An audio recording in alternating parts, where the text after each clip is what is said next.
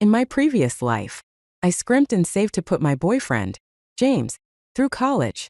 He was deeply moved, swearing over and over that he would marry me after graduation.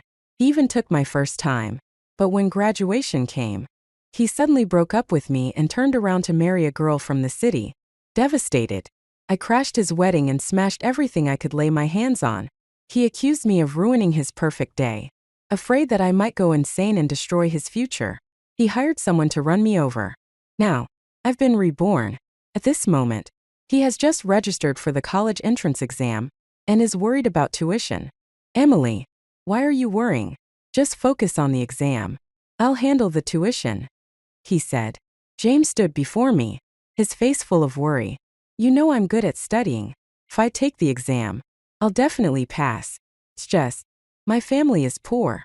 I stared at his slightly tanned yet undeniably handsome face, my body trembling uncontrollably. In my previous life, he had indeed registered for the college entrance exam but was worried about the tuition fees if he passed. So, he came to me to complain about his troubles. University students were rare and precious in the 1980s. Knowing his academic potential, I couldn't bear to see him troubled over money. I readily agreed to cover his tuition and living expenses for 4 years. Yet, after all my efforts, when he graduated, he sent me a letter breaking up with me. I couldn't believe it and went to confront him, only to be thrown out. Don't you know your place? He sneered. I'm a college graduate now. How could a village girl like you ever match me? That day, he was in the middle of his wedding to a rich city girl. He threw $10 at my face and had people chase me away. I was left with no options and caused a scene at his wedding. He thought I had humiliated him and ruined his big day. Afraid I'd continue to trouble him, he had his mother wait for me on the road back to the village and arranged for me to be hit by a car. It was the 1980s, and there weren't even surveillance cameras in the village. A death was just a death. My body wasn't discovered until a month later, already decomposed beyond recognition. The villagers assumed I had slipped and fallen while walking in the hills. The village chief had someone bury me, and the matter was left at that. Now, my fists clenched tightly, and I stared at the repulsive face in front of me. The fury buried deep in my heart erupted like a raging fire. Emily, did you hear me? He said, his face full of urgency as he reached out to embrace me. Disgusted, I instinctively dodged his touch. He froze for a moment and cautiously asked, Emily, what's wrong? I coldly glared at him. In my previous life, I found out after my death that his family's supposed inability to afford tuition was all an act. Their real plan was to save their money for his younger brother, Tommy, who had been in a 3-year relationship. The family decided to allocate their funds to help Tommy marry instead, believing that as a college graduate, James's future would be bright, and finding a wife for him later wouldn't be an issue. I, the fool, was their target. They tricked me into financing his education, promising he'd treat me well and marry me once he graduated. I gave him everything, only to end up dead. Now that I've been given a second chance, I'll make sure they suffer a fate worse than death. With that thought, I sneered coldly and questioned him. Can't afford tuition? I heard your mom is saving money to pay for Tommy's bride price. $1,000, right? That's not just enough for tuition. It could cover several years of living expenses. So how could you possibly have no money for tuition? Cold sweat instantly dripped down James's face. He stammered, Emily, how do you know about that? He looked down, guilty and flustered. It's true. They are saving up for Tommy's bride price. But it's because Lily's brother is pressuring him to bring out the money, or else she'll break up with him. Tommy is useless. If Lily leaves him, where would he ever find another girlfriend? My mother was planning to deliver the bride price money to Tommy in the next few days, thinking it was better to formalize the engagement between him and Lily to ensure she wouldn't leave him. James avoided my gaze, his eyes darting nervously, and he didn't even dare lift his head. I stared at him, unrelenting, until sweat began to bead and drip from his tense forehead. Suddenly, I couldn't help but laugh out loud. I reached out and patted the back of his hand reassuringly. Don't worry, I said earnestly. As long as you get into college, I'll eat scraps and go hungry if I have to, but I'll make sure you can study. He froze for a moment, Then a flash of joy crossed his eyes. Really? But the bride price for Lily. That money will definitely go to Lily. I replied with a comforting smile. I'll take responsibility. After all, the oldest sister-in-law is like a mother. Once we're family, it's only right for me to help out. Then, as if a thought had just struck me, I added, by the way, since the bride price is for your brother to get married, what if Lily takes the money and runs? Wouldn't it be better to have some kind of assurance? Maybe she should get pregnant with a child from your family sooner rather than later. James hesitated briefly, but a glint of determination quickly replaced his doubt. That's simple, he said. I'll have my brother lure her to our house a few times. That'll take care of it. I smiled faintly, but my fists clenched so tightly that my fingertips turned white. In my previous life, James's mother had planned to have me killed by running me over, while Lily distracted the villagers at the other end of town. They were all banking on James making a name for himself in the city so he could bring them along to live a better life. They were terrified that I would ruin his future and shatter their family's dreams of wealth. This time, none of them would escape unscathed. After I gave James a firm reply, he left. Satisfied. The moment he was gone, all the strength drained from my body, and I collapsed onto the ground. Back then, in order to support his college education, I endured countless hardships. I even moved to the city and took a dishwashing job near his university to earn more money. When I handed him the money in person, he told me not to show up again, saying my presence would distract him from his studies. So, I stopped going to see him. Instead, I saved up every penny and sent it to him. City rents were expensive, and I didn't have much money. I ended up sharing a crowded apartment with some aunts who were also working in the city. Every day, I walked 2 hours to and from work because I didn't dare spend money on bus fare. I felt that every cent I spent meant one less meal for James. I believed that once he graduated and became successful, I would finally live a life of comfort. It was that hope that sustained me for 4 long years. When he finally graduated, I heard he had landed a job at a newspaper. I was filled with anticipation, thinking he would come to marry me. But instead, I found out he was getting married to the daughter of the newspaper's editor-in-chief. The news hit me like a bolt of lightning. I rushed to his wedding, causing a huge scene and smashing everything I could. In the end, he handed me $10 and told his people to send me back where I came from. I stared at the light, flimsy $10 bill in my hands, feeling as if the world was spinning. Over the past 4 years, I had spent more than $800 on his tuition alone, not to mention the living expenses. He had told me he needed to eat well to avoid being looked down upon by his classmates. I had suffered for 4 years, and all I got in return was a single, meaningless bill. Back then, in order to convince me to support him, he had sworn and promised that he would marry me as soon as he graduated. He had even tricked me into giving him my first time. Thinking about my past self, my nose stung, and tears flowed uncontrollably. How could I have been so foolish for a man? I deserved everything I had suffered. Wiping away my tears, I pulled a few books from the cabinet. In my previous life, I had gone to the city and bought him several college entrance exam prep books as a birthday gift. But there was no need to give him those gifts now. I washed my hands, sat down, and began flipping through the books. The content wasn't unfamiliar to me. In my last life, I had worried that once James graduated, the gap between us would grow too wide. After work, I would hide under my blanket, eating stale bread while studying these books. Whenever I came across something I didn't understand, I'd wait for a free moment during dishwashing breaks.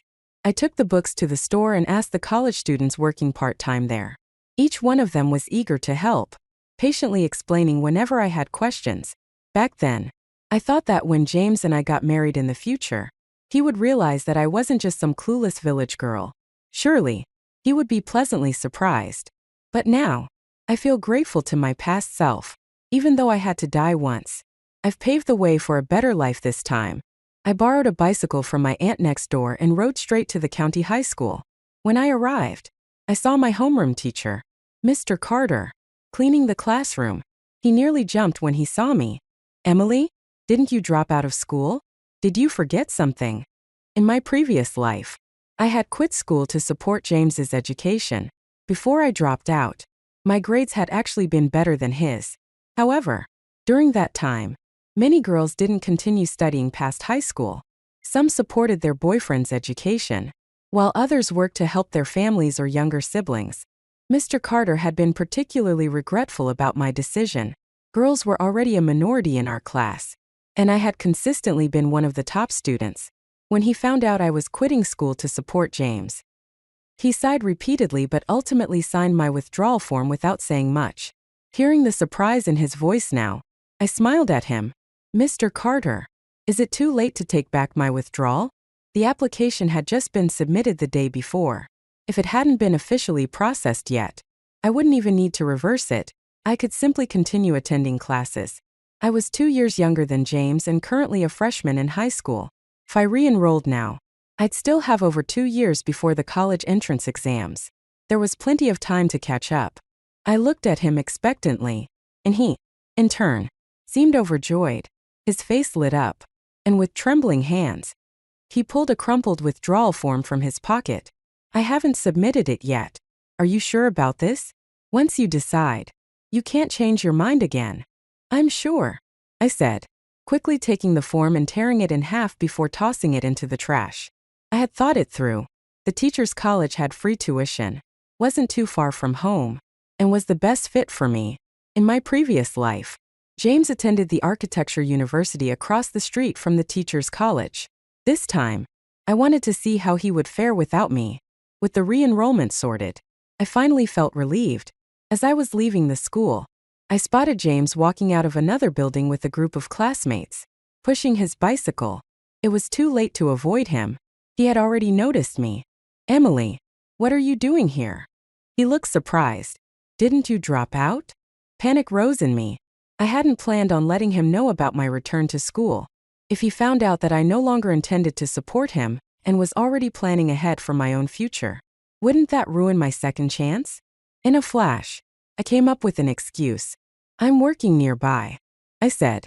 Working? His brows furrowed, and he gave me a once-over, his eyes scanning me from head to toe. Why aren't you staying in the village? What are you doing here? I forced a calm smile and blushed, pretending to be shy. The pay here is better. I thought it would also give me a chance to get used to city life. After all, when we get married, I'll have to live in the city eventually. It's good to adjust in advance. Right. Married. One of his classmates raised an eyebrow in surprise. A flicker of irritation crossed James's face. He quickly pulled me aside and lowered his voice. Don't say things like that in public. I'm preparing for college. If people find out I have a girlfriend, it won't reflect well on me. I nodded obediently, though internally I rolled my eyes. Admitting to having a fiancé was suddenly embarrassing for him. Back when he begged me to support his education, swearing he'd marry me as soon as he graduated, he hadn't seemed the least bit ashamed. Go back to the village, he said curtly. I gave him a faint smile, nodded again, and turned away. But inside, I was seething. This time, I wouldn't let him take advantage of me so easily. James handed me $1 for travel expenses and added coldly, consider this a loan. Don't come back again. After that day, I didn't see James anymore. With only a month left before the college entrance exams, he stayed at school every day, not even returning home on weekends. To avoid running into him, I used the excuse that my family was busy with farm work and needed more hands. I requested to study at home for the month, since I was only a freshman and still far from taking the exams, and my grades were already excellent. The teachers eventually agreed after I promised I wouldn't let my performance drop. They gave me a pile of practice books and made me promise to complete every single problem before letting me leave. During the day, I worked in the fields, and at night, I returned home to study. During this time, I ran into James's mother several times. She saw me working hard in the fields and assumed I was saving money for her son's tuition. Her face lit up with a delighted smile, and she even encouraged me to keep at it, saying, "You'll enjoy the good life later." Thanks to him, life passed in this way, uneventful and unremarkable. Soon enough, the college entrance exams were over. On the afternoon of the last day, James's mother and the rest of his family stood eagerly by the edge of the field, waiting with bated breath. Their faces were shiny with sweat. and the scorching sun had turned their skin greasy, but their excitement was palpable. Finally, James appeared in the distance, riding his large bicycle with a broad smile he couldn't contain. His voice rang out even before he got close. "I nailed it. I finished everything. I'm definitely going to pass this time." He brushed past me without even sparing a glance, heading straight for his mother and younger brother. Tommy, this time it's a done deal. Go kill a chicken. Tonight, we'll celebrate properly." His mother beamed with pride at his words, her face lighting up with joy. "I told you, didn't I? My son is so outstanding. Of course, he'll get into college." Tommy chimed in with a grin. "When you make it in the city, don't forget to bring us along." Even Lily, standing next to Tommy, gazed at James with admiration. A month passed, and while Lily showed no signs of pregnancy, she had already pocketed the bride price. Tommy pressed her to get married, but she always found excuses, saying her family was busy preparing for her brother's wedding, and that they could discuss their plans after things settled down. This made Tommy somewhat dissatisfied, but he couldn't say much. He simply made excuses to take Lily to the woods every so often, a fact that didn't escape the villagers. If it weren't for the fact that James was about to become a college student, the villagers' gossip would have drowned their family in ridicule. James's confident declarations about his future made his family a temporary sensation in the village. His mother paraded her pride everywhere, holding a bag of sunflower seeds as she bragged to anyone who would listen. "Is your kid taking the entrance exams? Look at my James. He's so accomplished. It's all about bringing honor to the family. And don't say your child isn't good at studying. How would you know if you don't push them? Studying is simple. My James has never given me a moment's trouble. He'll get into college effortlessly." She then added, her tone dripping with self-importance. "If your kid struggles, my James can tutor them. Only $3 an hour. It's cheaper than hiring someone from outside. And my James is a future college student." At the time, the average monthly wage in the city was only about $30. Charging $3 an hour was outrageous. First, the villagers tolerated her out of politeness, but as time went on, they grew annoyed. They could hear the condescension in her tone and began slamming their doors shut whenever she approached. When no one in the village would entertain her anymore, she visited a family with a mentally challenged son and said, "Your boy may be slow, but he's got a strong will. Who knows? Maybe with enough pushing, he'll become the village scholar. If he does well, don't forget to thank my James for inspiring him." That family, fed up, chased her off with a broom, realizing she'd run out of people to impress. She went to a neighboring village to boast about how even her slow James managed to get into college. The neighbor's son, who was in the same year as James and also a freshman in high school, had plenty of time before the college entrance exams. When James's mother boasted about his success, the neighbor lost patience and snapped back. "What nonsense are you spouting? My son is just as good as yours, if not better. Get lost." She shoved James's mother out and slammed the door shut. James's mother stood outside with her hands on her hips, fuming. "Humph. They're just jealous because my James is going to college. Just wait until he makes it big in the city. You'll all come begging me for favors." On the day the exam results were released, the news spread early in the morning. Someone dashed into the village, shivering from the cold but with excitement all over their face. They ran straight to James and announced, breathless, "You did it. James, you passed. The school called. Go pick up the results." Even though James had expected a good score, his hands trembled uncontrollably at the news. "All right, I'm going now," he said, barely able to contain his excitement. Not long after, he returned, sharing the news that he had scored 536 points, 36 points above the admission cutoff for universities. Getting into the architecture school he aimed for was practically guaranteed. Hearing this, James's mother immediately straightened her back and grinned so widely it looked like her face might split. "Didn't I tell you my son would make us proud? He's the glory of the family." She cast a disdainful glance at the envious faces around her. "That's why it's not about how many sons you have. It's about their quality. If they're just going to stay in the village farming, what's the point? Might as well raise cattle instead." The villagers, initially envious, rolled their eyes and dispersed after hearing her condescending remarks. James's mother didn't care. She strutted through the village every day, bragging about James's success and casually slipping in praise for her younger son, Tommy. She even mentioned how proud she was of Tommy for getting Lily pregnant before they were married, despite it being frowned upon. After all, having a son-in-law whose family included a college student brought prestige to their family. Lily had just discovered her pregnancy, and though it wasn't ideal, the family was thrilled. James's mother sent Tommy to town to buy some items and began planning a formal proposal next month. As for James, it seemed he had completely forgotten about me. When the exam results came out, James's school awarded him a substantial scholarship. He took the money, rented a private gaming console at an arcade, and spent most of his time in town, rarely coming back to the village. When he finally did return, it was only 10 days before the university semester started. He arrived on a cart loaded with bags and packages. Stepping off, he proudly announced, "I've got my acceptance letter here, along with all the good stuff I bought in the city." He showed off his gifts: cigarettes and liquor for his father, canned fruit and sugar for his mother, a wristwatch for Tommy, and a tape recorder with candies for Lily. He even brought back a sewing machine for his mother, carried on a rented tricycle. His mother was ecstatic, holding the watch aloft for everyone to see. "Look at how thoughtful my son is. He got into college and still remembered to buy us gifts. Just wait.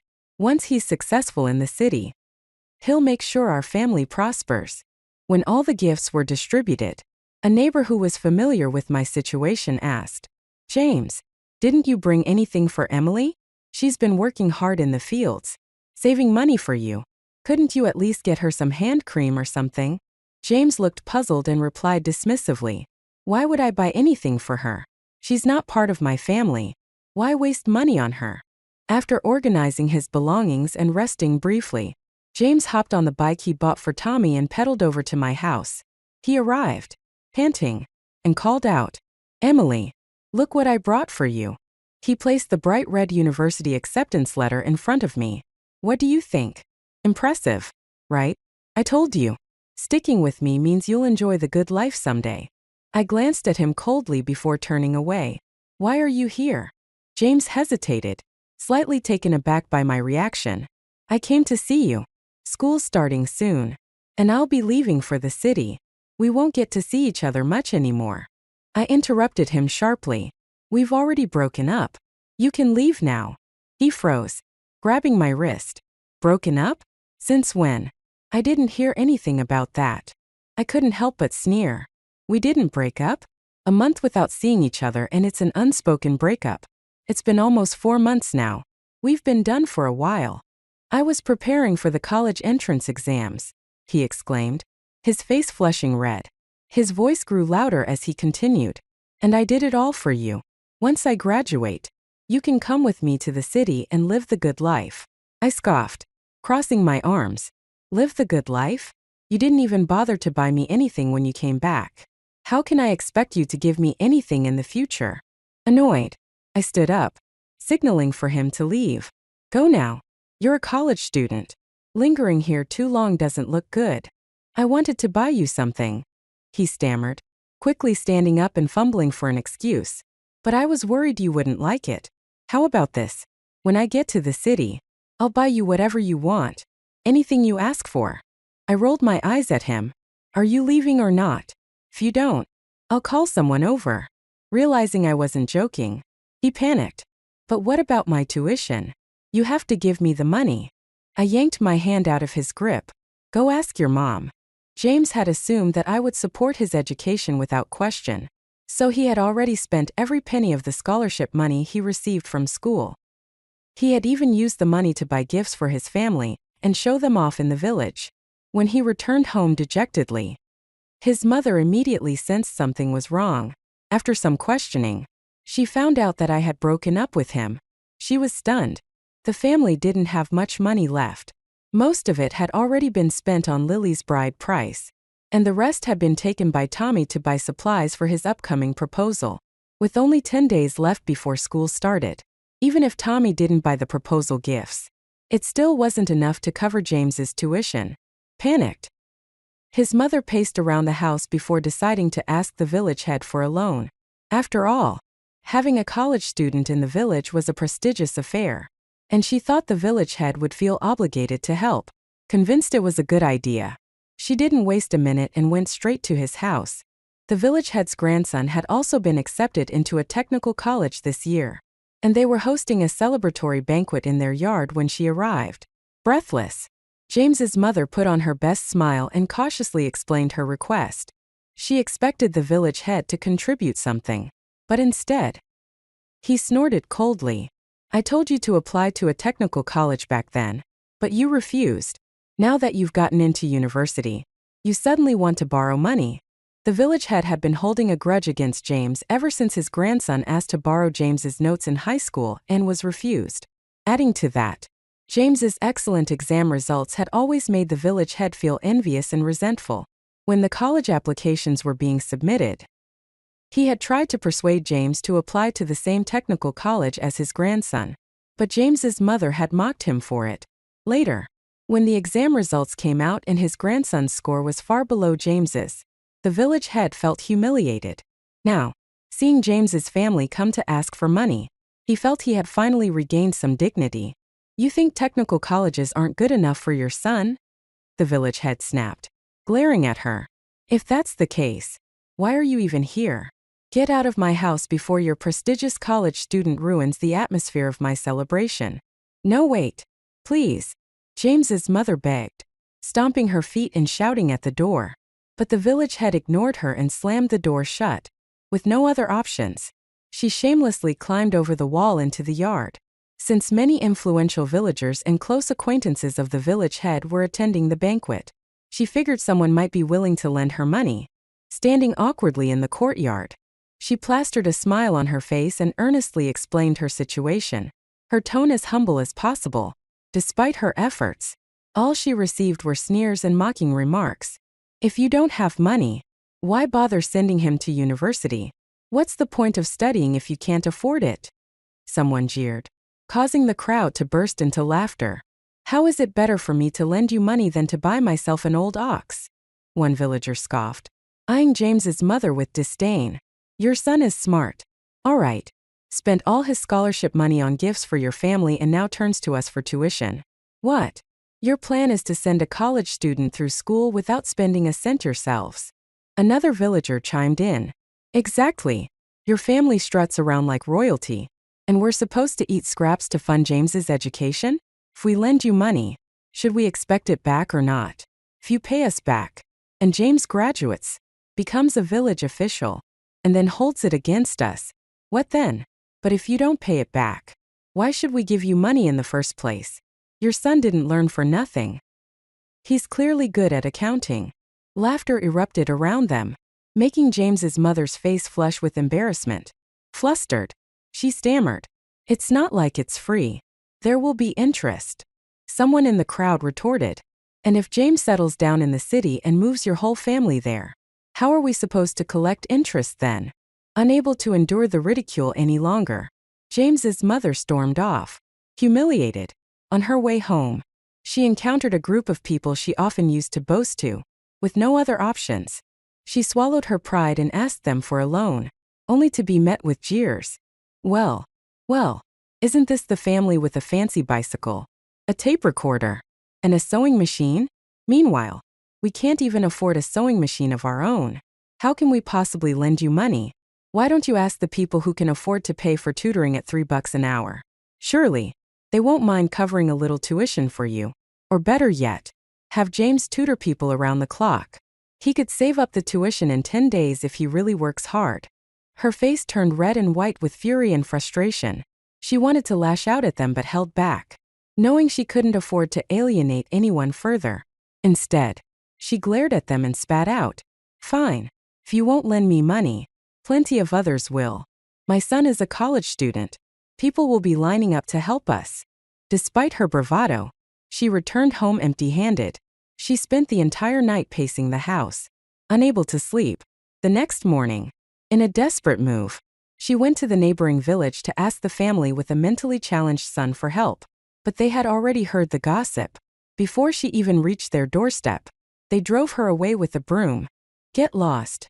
The man of the house shouted. My son may be slow, but I'm saving every penny to make him the next village scholar. You've got a lot of nerve coming here to ask for money. Get out of here and don't come back. By the time James's mother returned home, she was seething. She vented her frustration by berating James for hours. Finally, her anger boiled over, and she declared, "This is all Emily's fault. She started this whole mess, so she's going to fix it. Who does she think she is? Deciding to break up just like that? I won't allow it. I'll get the money from her myself." That afternoon, when most of the villagers had returned from the fields, James's mother marched to my house. She pounded on the door, shouting loudly enough for the entire village to hear. "Emily, get out here right now," she bellowed, hammering the door. I stayed calm, continuing to read inside until a crowd had gathered around my door. Once there was no space left for anyone else, I leisurely got up and opened the door. The moment she saw me, she raised her voice even louder. "Emily, what is the meaning of this? You promised to support my son's education, and now you suddenly break up with him? Do you have someone else on the side?" I had anticipated this and was ready. Stepping out, I slapped her across the face without hesitation. "Someone else? Why don't you ask your son what he's been up to?" I said coldly. He disappeared for months without a word, came back with bags full of gifts, and not a single thing for me. I took that as a silent agreement to break up. But now that tuition is due. You remember me? What do you think I am? A fool? A piggy bank? She gaped at me, but I wasn't done. "Let me make this clear. I don't have any money for you. If he can afford to buy watches and sewing machines, then he can figure out how to pay his own tuition." Unfazed, she crossed her arms and shouted back, "Watches and sewing machines don't cost that much. When he makes it big, won't you still benefit from it?" I laughed bitterly. Benefit? From him? Let me tell you something. If I've learned one thing, it's that I'll never let anyone take advantage of me again. You should feel lucky to have a college student like my son. James's mother sneered. "Do you think he'd even look at you if you didn't put in any effort? What do you bring to the table for someone like him to want you?" I let out a cold laugh. "If anything, it's him who wants me, not the other way around." Her face twisted in anger. "Nonsense. My son doesn't want you. Have you looked in a mirror lately? A village girl like you has no place being with my son." I didn't even bother responding. "Perfect. We don't want each other. Goodbye," I said, slamming the door shut. From outside, I could hear her pounding on the door, screaming, "Emily, open this door right now. How dare you go back on your word?" As her shouting continued, a neighbor walking by stopped and loudly interjected, "Your son is the one who's done wrong, and you have the nerve to come here yelling at Emily." James's mother froze. The woman snorted, full of disdain. "My nephew saw James in the red light district when he was in town. Apparently, he didn't leave until the next morning, with dark circles under his eyes. Looks like he had quite the night." Another villager chimed in. "Oh, that's why. I saw a young man walking out of there when I went to buy clothes in town. I thought he looked familiar. And now I realize it was James." The two of them went back and forth, painting a vivid picture of James's escapades. Their words quickly stirred a buzz among the gathered villagers. "A fresh high school graduate already acting like this? What's he going to be like in a few years?" One murmured. "And here I thought he was a college student. Turns out he's just a disgrace hiding behind a degree. No wonder Tommy got that girl pregnant. This whole family is rotten." The crowd exchanged glances, their disdain clear. James's mother turned pale, her face a mix of embarrassment and fury. "Shut up. All of you. Shut up," she shouted, pushing her way out of the group before fleeing in humiliation. As the commotion outside quieted down, I opened my door, walked out, and handed two $2 bills to the two women who had spoken up. "Thank you, aunties," I said politely. One of them waved it off with a smile. "No need to thank us. We've had enough of that family. Besides, remember how they spread those false rumors about you back then? This is just karma." "Exactly," the other added, nudging her friend. "James always pretends to be honest, but deep down, he's full of schemes. Who knows what he's really been up to?" They both laughed and promised to help again if needed before leaving. Meanwhile, James's mother stormed back home to find him still lying in bed. Her anger boiled over, and she kicked him hard. "All you do is sleep. You've ruined my reputation completely." Startled awake, James sat up and rubbed his eyes. "What happened? Did you talk to Emily? What did she say?" "What did she say?" his mother snapped. "What about the nonsense you've been up to in town? Don't you have any shame?" Her voice was full of disgust, but she waved a hand dismissively. "Forget it. I won't even bring it up. The point is, I didn't get the tuition money." Hearing this, James shot up in panic. "What? You didn't get the money? What am I supposed to do now? What do you think? I told her about the breakup. Honestly, if you brought her a small gift or spent a little money to appease her when you came back, things wouldn't have gotten this bad." James frowned deeply, his expression darkening. "She's changed. Fine. I'll go talk to her myself." That evening, just as the sun was setting, James came to my house. Not wanting to draw attention, he avoided knocking on the door and instead picked up a handful of pebbles, throwing them at my window. After 10 or so throws, I finally opened the window. His face, drenched in sweat, immediately appeared. "Emily, I didn't do anything to you. What's going on? Why are you treating me like this?" I smiled at him and said calmly, "Oh, is that what you think? That I'm mad because you didn't bring me a gift?" Relieved, he nodded eagerly. "Yes, that must be it, right? I'll pay your tuition first, and once I get to the city, I'll buy you whatever you want. How about that?" I immediately shot him down. "No, since when do gifts come on credit? Besides, I need something now." He hesitated, his expression flickering with panic. "But I don't have any money on me right now." He looked down and muttered, "How about this? My family still has some sugar left.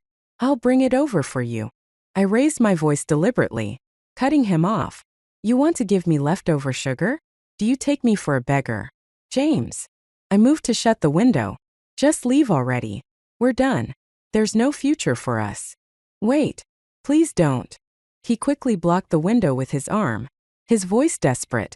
"Tell me what you want, and I'll do my best to give it to you." Resting my chin in my hand, I pretended to think deeply for a moment. Then, in an exaggeratedly casual tone, I said, "All right, since we've been together for so many years, I'll keep it simple.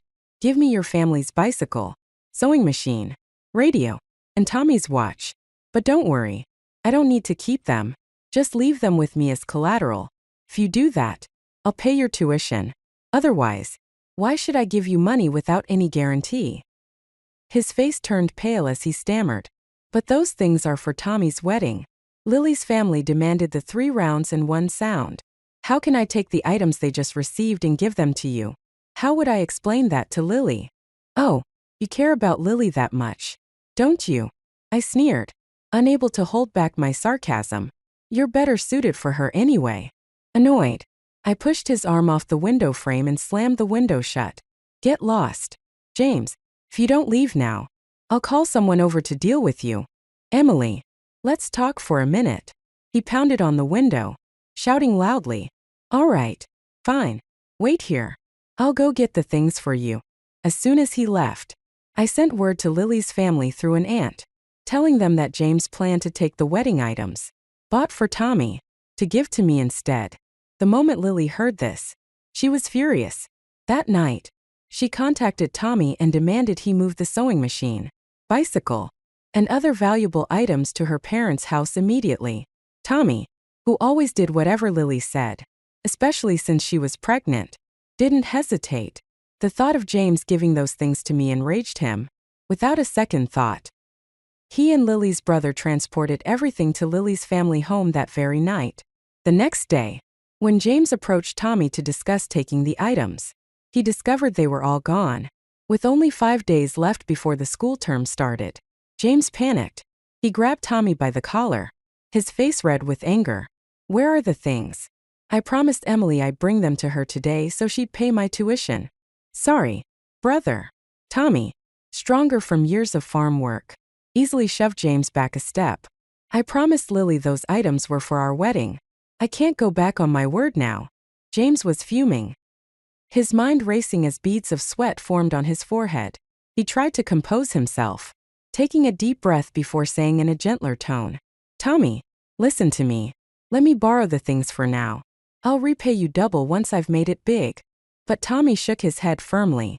"I understand, but Lily's pregnancy can't wait. How about you retake the exams next year?" Tommy, who had never gone to school, didn't understand how difficult the college entrance exams were. James grew even more frantic, realizing he couldn't reason with Tommy. In desperation, he ran to find his mother, hoping she could convince Lily to change her mind. But Lily had already made it clear. "Everything in your house will eventually be mine. So why should I let you give it to Emily? You gave those things to an outsider." James shouted, pacing angrily. "I didn't even take them. I was just holding them for safekeeping." His mother had no response to that, so she cautiously suggested, "Why don't we just forget about school this year? Your sister-in-law is already pregnant. If we take those things back now, it'll cause a huge fight with Tommy and her." "You don't know a damn thing," James snapped, losing all pretense of being calm and educated. With only 4.5 days left before the start of school, he was sweating profusely, as if his entire future was going up in flames. Desperate, James came back to my house. "Emily, can I pay you back later? I'll give you interest, or even write an IOU. Once I get to college, I'll work part-time every month and pay you back. Double even. Please, just lend me the tuition." I shrugged, crossing my arms. "You have nothing to offer me now. What do you expect me to do? Be a charity case? I can barely make ends meet myself. Why would I fund your education?" James's face twisted with anger, and he finally dropped all pretense of politeness. He started pounding on my window, shouting and screaming for me to come out. The noise was so loud that a neighbor, thinking he was about to harass me, ran to the fields to fetch some young men. Together, they dragged him off my property. Furious and humiliated, James stormed back to his mother's house. "Get me Tommy's bride price," he demanded. "I'll use it to pay my tuition and repay it to Lily later. Just tell her it's a loan." His mother shook her head firmly. "Lily's pregnant with Tommy's child. I had someone check. She's definitely expecting. How can we ask for the bride price back now? It would be a disaster. She's already carrying his kid. Of course, she'll marry into the family," James shouted, his temper flaring. "Just get the money for me. Once I've made it in the city, I won't forget everything she's done for us." As luck would have it, Lily overheard this entire conversation. She stormed in, clutching her stomach, and glared at James and his mother. "If you so much as mention returning the bride price, I'll abort this baby," she said coldly. "This is your family's first grandchild. If you want to be known as the family that killed its future, then go ahead. You decide what's more important." Her words left James's mother in a panic. She grabbed James by the sleeve and begged quietly, "Let it go. Please. It's your fault for spending all the scholarship money. If you'd saved some, we wouldn't be in this mess." James's face turned red with rage. His fists clenched. "I did everything for you," he shouted at Lily, his anger spilling over. "I used my scholarship money to buy things for your wedding. Now I can't go to college. All because of you. And what about the future? When I make it big in the city, won't you benefit from it?" Lily looked at him coldly. "Who knows about the future? Right now, the bride price is in my hands, and I'm not giving it back. End of story." James turned to his mother for support, but she had clearly taken Lily's side. To her, the prospect of a first grandson far outweighed James's university acceptance letter.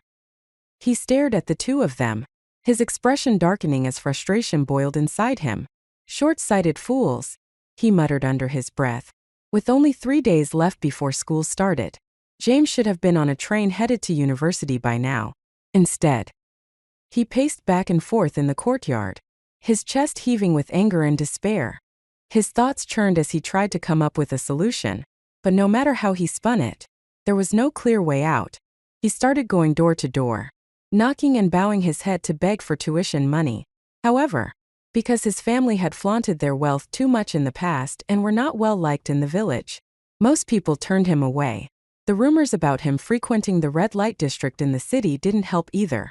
Many villagers mocked him, some sneering openly, while others simply claimed they were struggling themselves and shut their doors in his face. Only a few families, feeling some pity, gave him symbolic amounts, just enough to show some sympathy. After a whole morning of begging, James's forehead was bruised and bleeding, but all he managed to collect was enough for travel expenses, still far from what he needed for tuition. Exhausted, he sat on the ground, defeated, his spirit completely crushed. Word travels fast in a village, and soon an aunt came to inform me about James's next plan. He's scheming to trick you into going to the old storage room behind Mr. Lee's house, she whispered. Once you're there, he plans to trap you and force you into marrying him. That way, whether you agree to pay for his tuition or not, you'll have no choice but to go along with it. I smiled calmly, thanked her, and handed her $2 as a token of appreciation. The aunt left, and not long after, James's mother showed up in my yard.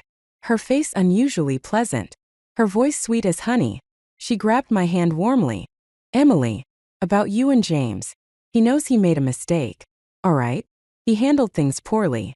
But tomorrow he's heading off to university, and who knows when he'll be back again. He really wants to see you before he leaves. He's waiting for you at the old storage room behind Mr. Lee's house. Can't you at least meet him for old time's sake? I stopped cracking sunflower seeds and glanced at her lazily. So, he managed to gather enough tuition money. Yes, he did. He managed to pull it all together yesterday, she said, her enthusiasm bubbling over as she shoved a can of orange-flavored soda into my hands. Here, James told me to bring this for you. It's from the city. Really good stuff. Take it with you and enjoy it on the way. She practically ran off after completing her task, as if relieved to have checked it off her list. I weighed the can in my hand. It was indeed a rare treat, something I might have once foolishly taken as a token of his affection, but not anymore. As I stepped outside, I spotted Lily passing by my house, smirking. I handed her the soda. Here, for you. A gift from James. Her face twisted in confusion as she eyed me suspiciously. Why would he give me this? What do you mean? I grinned, clearly enjoying her discomfort. James wants to get back together with me. He even brought me a bunch of these sodas from the city. I figured you probably haven't had anything this nice before, so I'm giving you one to try. Lily's expression darkened as I leaned closer, lowering my voice just enough to sting. I bet Tommy never gave you anything this fancy. Huh? She scoffed, snatched the can from my hand, and popped it open. Taking 2 big gulps, she spat back. You sly fox. I don't know what tricks you pulled to get James wrapped around your finger, but let me tell you this. If you think you're going to marry him, don't forget that half of what he earns will still go to Tommy and me. Really? I raised an eyebrow, feigning surprise. James doesn't seem to think so. He told me all his money is mine. Oh, and he mentioned that not only was his high school scholarship paid for, but his university tuition is free, too. You know. He said he only asked you all for money to use as my dowry. What? Lily's face flushed with anger. I leaned in closer, lowering my voice conspiratorially. Oh, and one more thing. The stuff he bought you with his scholarship? That barely cost him anything. The rest? He gave it all to me yesterday. Don't believe me? See for yourself. He's waiting for me right now at the old storage room behind Mr. Lee's house. Go check if you don't believe me. Lily, who was always quick to anger, bit the bait immediately. Her face twisted with fury as she growled. Wait here. I'm going to see for myself. If what you're saying is true, I'll make him pay for giving our money to an outsider. She stormed off, soda can in hand, but not before slamming it into the ground, sending it skittering into the ditch. I contacted the village aunt and asked her to gather some people in half an hour to catch someone at the old storage room behind Mr. Lee's house. I didn't know what James might have put in that orange soda, but it was likely one of the usual tricks. The old storage room was dark and enclosed, with only a sliver of light coming in through a small corner window. Faces were nearly impossible to make out, and since Lily and I had similar builds, even if James realized it wasn't me, just being caught alone with his sister-in-law would be enough to ruin him. Meanwhile, I stayed comfortably in my room, snacking on sunflower seeds and listening carefully for any commotion. Half an hour passed, and the village seemed quiet. Without any unusual activity, I patiently waited another 20 minutes before I saw a group of about a dozen people hurrying past my house. A while later, I noticed several young men carrying a stretcher toward the van at the village entrance. Following them was James's mother, wailing hysterically, "You beast! That's your sister-in-law. How could you do this?" Her cries echoed, mixed with James's screams and Tommy's enraged shouts as he slammed things around. Curious, I leaned out to ask the aunt who had come over. She gave me a knowing look, her expression laced with amusement. Glancing around to make sure no one else was nearby, she covered her mouth and whispered with a chuckle, "What a mess. That college boy from the James family assaulted his sister-in-law. She's pregnant. And now she's bleeding badly." I covered my mouth in feigned shock. "What? That's insane. Was it consensual or forced?" "It looked forced," the aunt said, clicking her tongue in disapproval. "When we got there, the poor girl was unconscious. James seemed totally oblivious, still grinning like a fool. Who knows if she passed out from the assault or sheer fright." Not long after, the police arrived and took James into custody on the spot. His mother collapsed to the ground, wailing, "Who called the cops? This is a family matter. What a disaster." That evening, James's mother barged into my house, screaming at the top of her lungs, "You wretched girl! Get out here!" I calmly opened the door. The recent events had turned the village into a buzzing hive of gossip, with small groups gathering everywhere to discuss the scandal. Her face was twisted with rage, and she shrieked, "You gave that orange soda to Lily. She's pregnant, and you poisoned her. How could you be so cruel?" She lunged at me, grabbing my neck with both hands in a desperate grip. I pushed her off lightly, and she stumbled to the ground. Smiling, I said, "Oh, so you admit there was something in the soda? Was it your doing? Or was it James's?" Her eyes widened in horror. "You're talking nonsense. I didn't put anything in the drink." "Then it must have been James," I said, holding up the soda can. "I picked it up after you left. If there's anything in it, the police can easily find out." "No, don't let them test it," she screamed, lunging at me again. But this time, I stepped aside, revealing the police officers standing behind me. I handed the soda can to the officers and said firmly, "Officers, I'd like to report a crime. My ex-boyfriend, James, attempted to drug and harm me." James's mother froze. Her face drained of color. She stumbled back 3 steps, stammering, "It wasn't my son. He's a college student. You can't arrest him. It was me. I did it. If someone has to be arrested, take me." At the officer's command, she was taken away, still sobbing and shouting incoherently. The rest of the story, I heard from the village head. James confessed to everything during his interrogation. The soda had indeed been spiked with a sedative. Lily, who had drunk the entire can, passed out shortly after entering the storage room. James, unable to see clearly in the dim light, mistook her for me and assaulted her. Lily, who was less than 3 months pregnant, suffered severe complications from the assault. This time, Lily experienced massive bleeding. The small-town clinic couldn't handle such a critical condition, and the delay in transporting her to the hospital only worsened the situation. By the time she arrived, the baby was already gone. Lily barely survived, but the damage left her unlikely to have children in the future. The incident caused an irreparable rift between James and Tommy. They openly turned against each other, their relationship completely shattered. However, James refused to admit that he had spiked the drink. He claimed his mother had only passed the message to me but wasn't involved in the drugging itself. In the end, to reduce her son's sentence, James's mother took full responsibility for adding the sedative. James was sentenced to 3 years in prison for assaulting Lily, while his mother received a 2-year sentence for spiking the drink. With the verdict, James's dream of being a college student was completely destroyed. Tommy and Lily eventually got married, but the marriage was far from happy. Tommy couldn't move past what had happened between Lily and his brother, and resented the fact that Lily could no longer have children. The two of them fought constantly. Loud, vicious arguments that often ended with the sound of pots and dishes breaking, their quarrels audible from far away. Peace was a rare visitor in their household. Meanwhile, my semester grades came out. I ranked first in my class and fifth in the entire grade. With 2 more years of hard work, getting into a top university wasn't out of reach. In my previous life, I had staked everything on James. I gave him everything I had, supporting him unconditionally, believing that when he became successful, I would share in his glory. But in the end, he became a traitor like Chan Shimi, and I met a tragic death. This time around, I finally understood relying on others is futile. Mountains can crumble, and trees can fall. Trusting anyone else is no match for relying on myself. I had endured the worst in my previous life. Whatever hardships lay ahead, I would face them head on. Nothing could be more difficult than what I had already survived.